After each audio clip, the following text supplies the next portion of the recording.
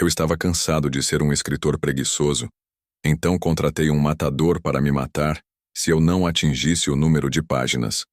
Eu encontrei ele no Craigslist. A descrição do anúncio era curta e direta. Demasiado preguiçoso? A morte motiva. Contrate um homem do acerto pessoal por 100 meses para atingir suas metas, sem reembolsos, sem cancelamentos. Achei engraçado, a princípio. Havia uma página de perfil inteira do cara. Ele era careca, tinha um nariz achatado.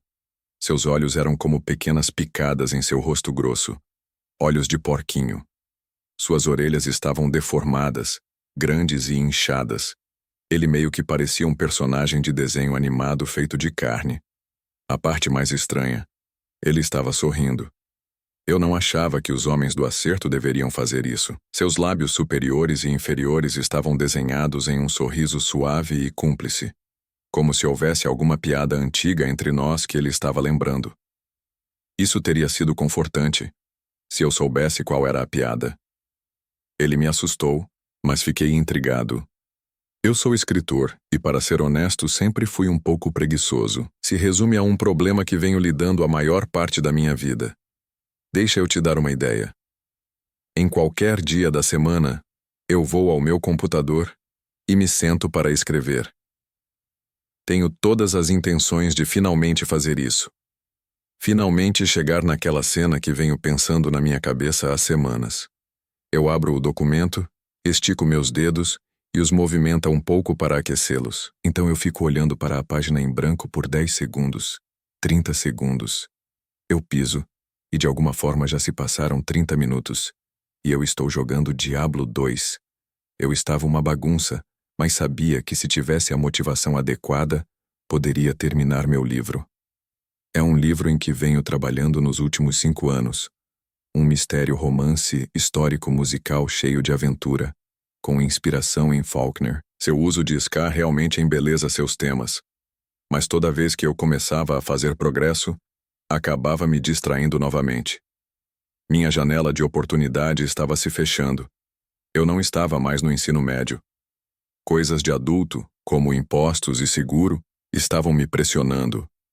A iminente perda da minha liberdade estava se fechando por todos os lados, tornando meu cérebro claustrofóbico. Juntei minha coragem e respondi ao anúncio. Recebi a confirmação do contrato e me perguntaram qual era a minha meta semanal. Demorei um pouco para escolher um número. Tinha que ser um número razoável. Isso é uma boa definição de metas. Terceira letra do SMART. Alcançável. Decidi que 10 páginas era uma boa quantidade para começar. Na época achei estranho que o homem do acerto não me pedisse meu endereço ou número de telefone. Mas não questionei muito. Ele era o especialista aqui, não eu.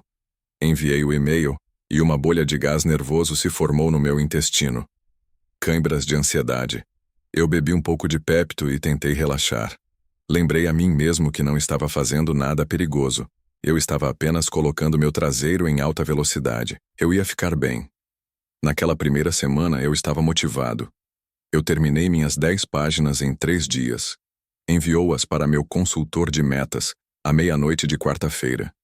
Eu estava triunfante, como Sir Gregor na parte medieval do meu musical livro, quando ele derrotou uma horda de zumbis espaciais com tecnologia da Idade do Ferro. O solo de saxofone de jazz foi muito divertido de escrever. Depois de alguns minutos recebi uma notificação no meu telefone. Um e-mail de resposta do meu homem do acerto. Era um emoji de joinha. Eu relaxei. Nem percebi que estava tenso.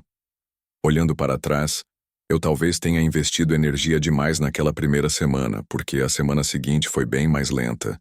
Quando chegou quinta-feira, eu tinha apenas umas 4 páginas. Naquela noite eu estava sentado no meu computador fazendo barulhos estranhos com a boca e fingindo ser um baterista profissional, quando notei algo na minha parede.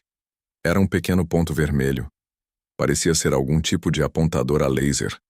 Era estranhamente estável, tremendo um pouco aqui e ali, quase como um pequeno batimento cardíaco. Eu fiquei olhando para ele por muito tempo, tentando descobrir o que era. As cãibras de ansiedade voltaram, borbulhando em meu estômago como um vulcão dormente. Disse a mim mesmo que era alguma criança estranha do bairro brincando com seu novo apontador a laser. Voltei a me distrair, mesmo que as dores em meu estômago estivessem ficando mais agudas. 1 minuto depois, a campainha tocou. Eu fui atender e no capacho havia um envelope. Estava limpo e sem marcas, o que era estranho. Peguei, agitei. Parecia ter apenas um pedaço de papel dentro.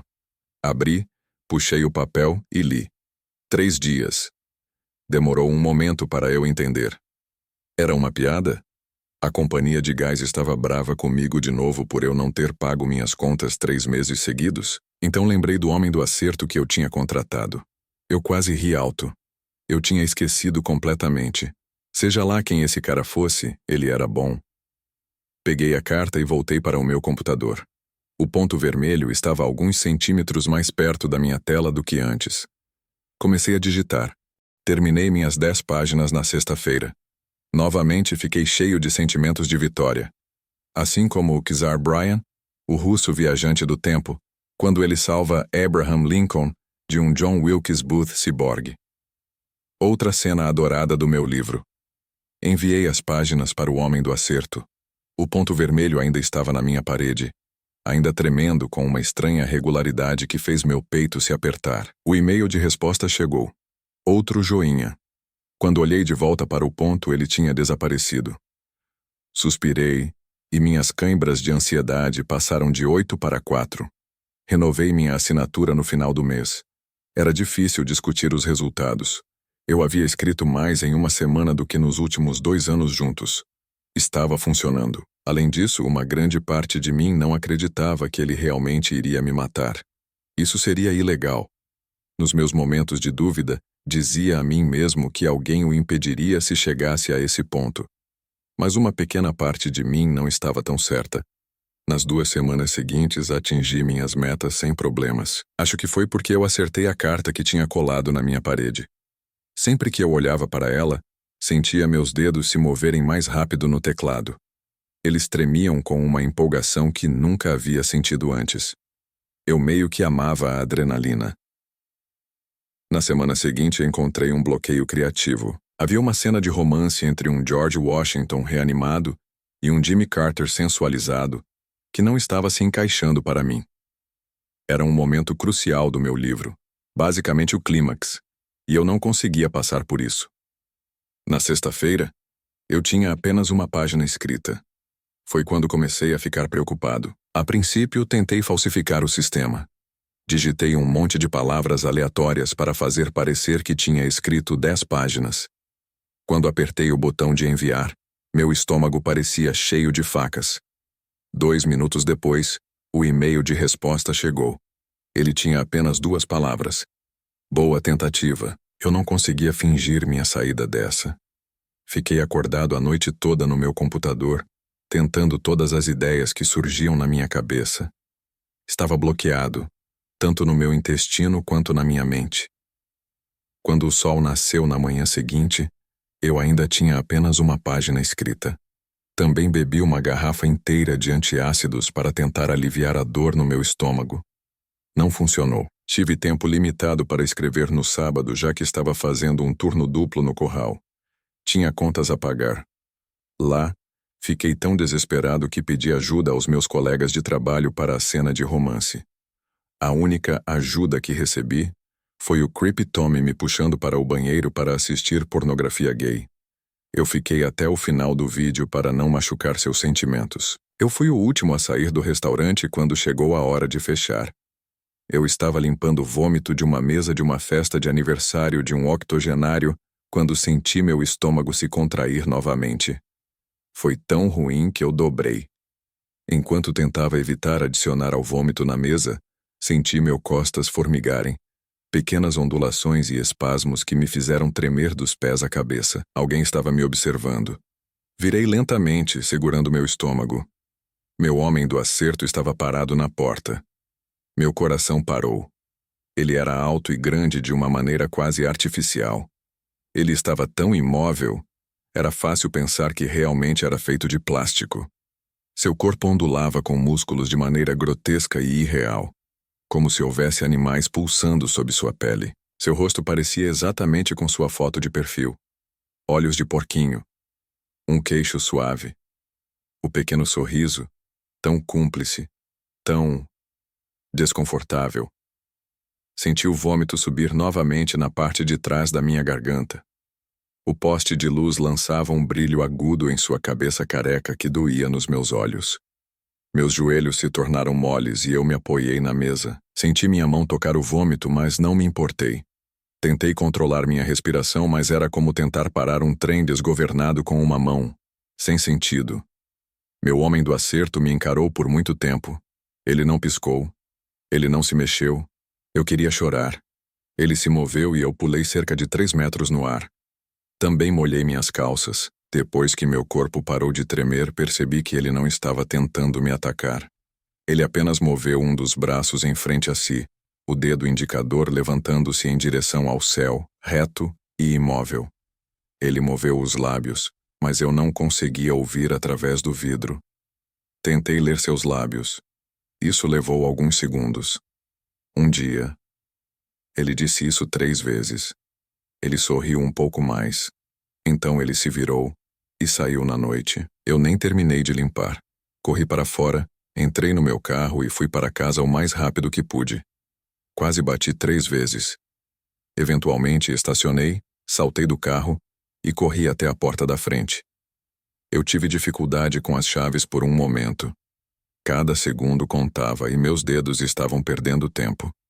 Depois de um pouco de esforço, consegui fazer os cilindros girarem e abri a porta com um estrondo. Entrei, tranquei e subi correndo para meu computador. Liguei-o sem nem ter tempo de trocar de calças. Comecei a escrever. Eu tentei. Realmente tentei. Quando chegou a manhã de domingo, eu tinha 3 páginas. Eu cedi e usei algumas das coisas que o Creepy Tommy me mostrou, mas tive que deletá-las. Não parecia certo que Jimmy Carter dissesse coisas assim, sensualizado ou não. Em um ponto fiquei tão desesperado que liguei para a polícia. Mas eles pararam de conversar comigo assim que mencionei meu contrato. Pensaram que era algum tipo de piada. Além disso, pode ser que eu tenha passado tempo demais descrevendo meu livro. Não pude evitar. Precisava praticar meu discurso de elevador. Me barricadei no meu quarto. Tranquei as portas, coloquei coisas nas janelas, qualquer coisa para me dar tempo. Assistia vídeos no YouTube sobre bloqueios criativos enquanto trabalhava. Quando isso não ajudou, passei para comédias românticas. Em um ponto, estava assistindo 3 filmes diferentes ao mesmo tempo em velocidade 2 vezes mais rápida. Também estava tocando o audiolivro de Corte de Espinhos e Rosas em uma caixa de som portátil. As horas passaram. Quando faltavam 2 horas para a meia-noite, tive meu momento de virada. No meio de Jerry Maguire. Era tão simples. A cena precisava de Tom Cruise, e precisava dele urgentemente.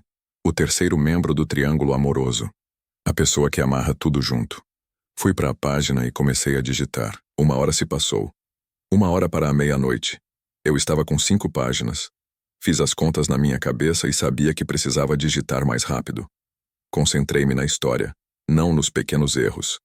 Enquanto digitava, deixei os erros se acumularem em um monte do tamanho de uma montanha.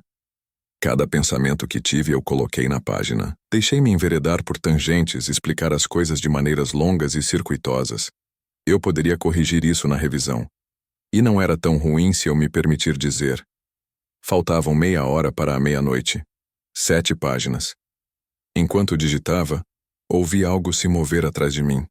Havia algo no meu armário? Por um momento pausei.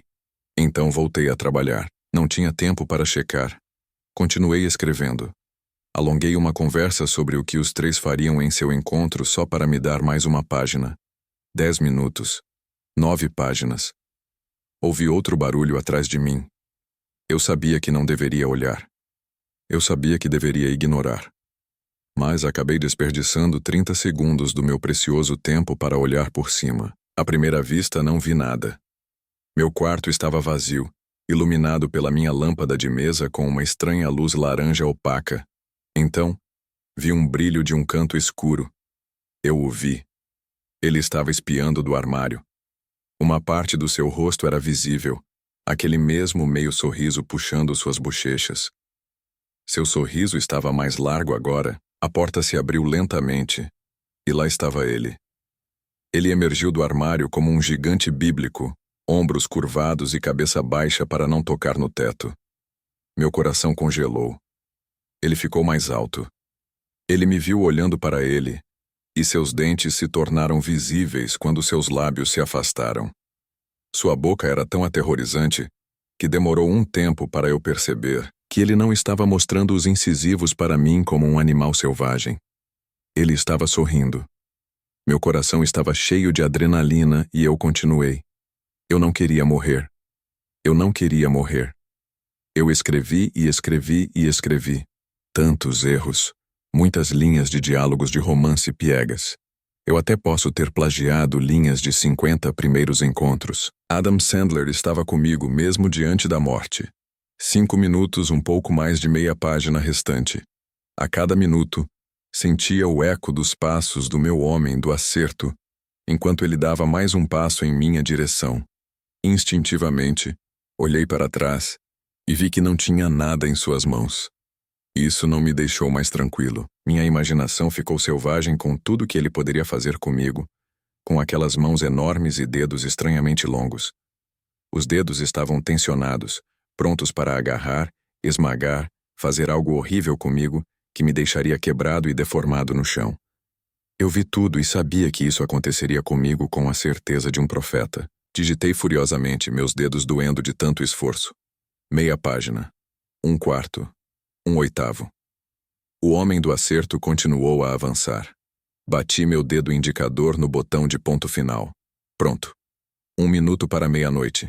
10 páginas. Respirei fundo. Eu tinha terminado. Virei para enfrentar o homem do acerto. Ele ergueu as sobrancelhas levemente para mim, ainda sorrindo. Uma horrível realização me atingiu. Eu ainda tinha que enviar o e-mail. Meus dedos deslizaram pelos botões como se eu estivesse bêbado. 20 segundos restantes. Eu arrastei o arquivo errado. Eu nem tentei deletá-lo, apenas continuei arrastando até que o correto caísse no lugar. 10 segundos. Digitei o endereço de e-mail do homem do acerto e senti seu hálito quente em meu pescoço. Era quente. Queimava. O suor escorria pelo meu nariz. 5 segundos. Eu errei o botão de enviar no meu primeiro clique. 2 segundos. Alinhei meu mouse com o avião de papel. 1. Cliquei em enviar e recuei da frente do computador.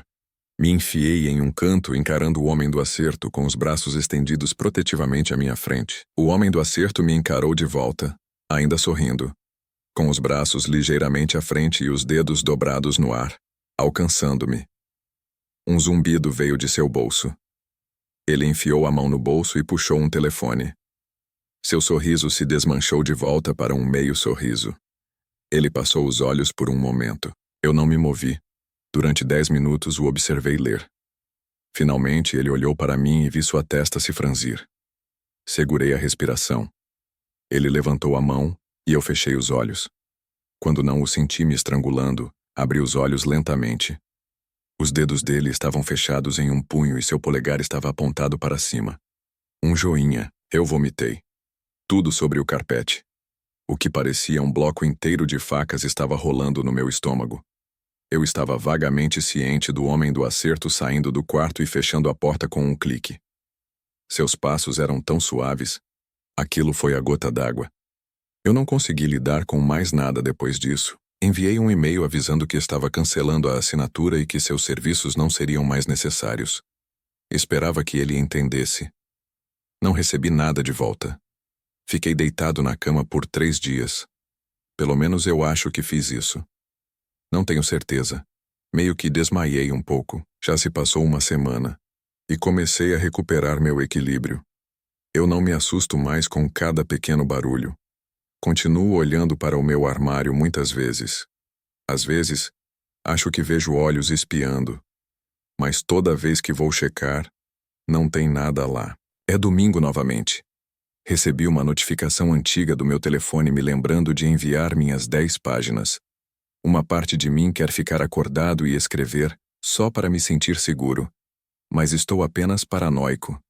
Preciso de um pouco mais de descanso e estarei de volta ao ADABG.